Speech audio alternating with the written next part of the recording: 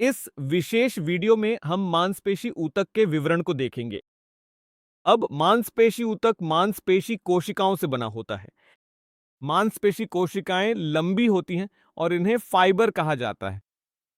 तो हम कह सकते हैं कि मांसपेशी ऊतक कोशिकाओं से बना होता है और इन कोशिकाओं को मांसपेशी कोशिकाएं कहा जाता है। अब ये मांसपेशी कोशिकाएं लंबी बेलनाकार होती हैं और फाइबर जैसी दिखती हैं, इसीलिए हम इन्हें मांसपेशी फाइबर भी कह सकते हैं। तो जब हम मांसपेशी कोशिकाओं की बात करते हैं तो मांसपेशी कोशिका या मांसपेशी फाइबर के अंदर मायोफाइब्रिल्स मौजूद होते हैं। तो मांसपेशी कोशिका के अंदर मायोफाइब्रिल्स होते हैं और ये मायोफाइब्रिल्स मायोफिलामेंट्स से बने होते हैं। मायोफिलामेंट्स दो प्रकार के होते हैं। इनमें एक्टिन फिलामेंट्स हो सकते हैं और मायोसिन फिलामेंट्स हो सकते हैं। तो यह वह विशेष अनुक्रम है जो मांसपेशी ऊतक के मामले में पाया जाता है। अब अगर हम मांसपेशी ऊतकों के प्रकार की बात करें तो हम कंकालीय, चिकनी और हृदय मांसपेशी ऊतक के बारे में बात कर सकते हैं। अगर हम यहां मौजूद संरचनाओं को देखें तो हमें कुछ महत्वपूर्ण अंतर मिल सकते हैं। पहला अंतर जिसके बारे में हम बात करेंगे वह है नाभिक। अब कंकालीय मांसपेशी फाइबर के मामले में यह इन मांसपेशी फाइबरों से बना होगा। अब ये मांसपेशी फाइबर आपस में जुड़ जाते हैं। अब अगर कोशिकाएं या फाइबर आपस में जुड़ जाते हैं तो स्थिति बहुनाभिकीय हो जाएगी, या हम कह सकते हैं कि यह स्थिति सिंसाइटियल होगी। अब चिकनी और हृदय मांसपेशियों के मामले में यह जुड़ाव नहीं होता, इसलिए इनका नाभिक सामान्य होता है, यानी एक नाभिकीय होता है। दूसरा, आकार की बात करें तो हम यहां साफ देख सकते हैं कि पहले मामले में फाइबर का आकार बेलनाकार है। हृदय मांसपेशियों के मामले में भी यह बेलनाकार होता है, लेकिन इस विशेष मामले में यह सिरों पर नुकीला होता है और बीच के हिस्से में चौड़ा होता है, और इस विशेष आकार को धुरीनुमा या फ्यूसीफॉर्म आकार कहा जाता है। सिरों की बात करें तो इन सिरों को ब्लंट एंड्स कहा जाता है, लेकिन स्पिंडल फाइबर के मामले में ये सिरों पर पतले या नुकीले होते हैं। अब गहरे और हल्के पट्टियों की बात करें तो कंकाल मांसपेशियों के मामले में गहरे और हल्के पट्टियां मौजूद होती हैं। ये हृदय मांसपेशियों के मामले में भी मौजूद होती हैं। हालांकि हृदय मांसपेशियों के मामले में गहरे और हल्के पट्टियां हल्की होती हैं, लेकिन चिकनी मांसपेशियों के मामले में वहां कोई गहरे और हल्के पट्टियां नहीं होती हैं, और इसी वजह से इन मांसपेशियों को चिकनी मांसपेशियां कहा जाता है। अब पहले मामले में यानी कंकाल मांसपेशियों में पट्टियां मौजूद थीं।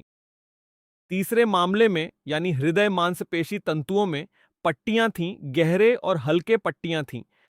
तो हम कंकाल मांसपेशियों को धारीदार या पट्टेदार मांसपेशियां कह सकते हैं। हृदय मांसपेशियों को भी धारीदार या पट्टेदार कहा जा सकता है, लेकिन चिकनी मांसपेशियों को अधारीदार या बिना पट्टियों वाली मांसपेशियां कहा जाएगा। अगर शाखाओं की बात करें तो हम चित्र में साफ देख सकते हैं कि शाखाएं केवल हृदय मांसपेशियों के मामले में ही मौजूद होती हैं। यह कंकाल और चिकनी मांसपेशियों के मामले में अनुपस्थित होती है।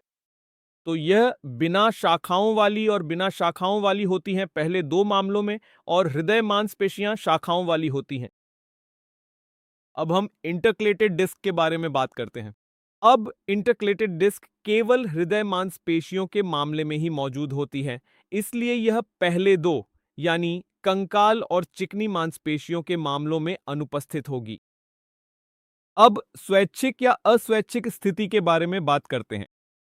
अगर मांसपेशी को हम अपनी इच्छा से संकुचित कर सकते हैं तो हम कहते हैं कि वह स्वैच्छिक है, और अगर हम अपनी इच्छा से मांसपेशी को संकुचित नहीं कर सकते तो हम कहते हैं कि वह स्थिति अस्वैच्छिक है।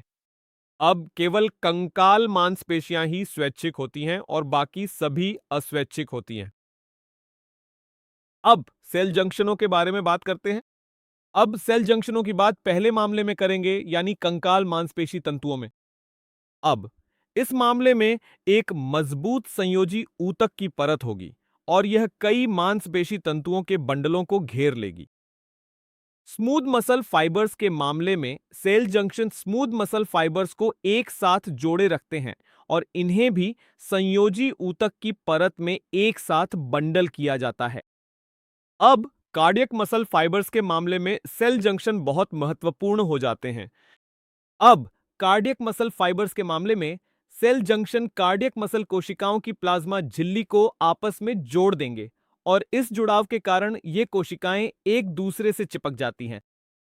अब कुछ जुड़ाव बिंदुओं पर हम कहेंगे कि कम्युनिकेशन जंक्शन या इंटरक्लेटेड डिस्क्स मौजूद होते हैं। अब ये वही इंटरक्लेटेड डिस्क्स हैं जिनके बारे में हम बात कर रहे थे। तो ये वास्तव में जुड़ाव बिंदु हैं और इन इंटरक्लेटेड डिस्क्स के कारण कोई भी आवेग जो एक कार्डियक सेल में आता है वह सभी कार्डियक कोशिकाओं में फैल जाता है और यही इन कम्युनिकेशन जंक्शनों या इंटरक्लेटेड डिस्क्स का कार्य है। अंत में इन मसल्स के स्थानों के बारे में बात करते हैं। स्केलेटल मसल्स हड्डियों से जुड़ी होती हैं, उदाहरण के लिए बाइसेप्स या triceps muscle. Smooth muscle fibres आंतरिक अंगों की दीवार में पाए जाते हैं या हम कह सकते हैं कि विसरल अंगों की दीवार में। आम उदाहरणों की बात करें तो ये रक्त वाहिकाओं की दीवार में पाए जाते हैं।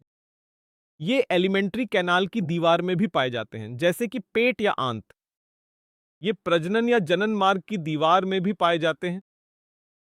अंत में अगर हम कार्डियक मसल फाइबर्स के स्थान की बात करें तो ये केवल हृदय में ही पाए जाते हैं।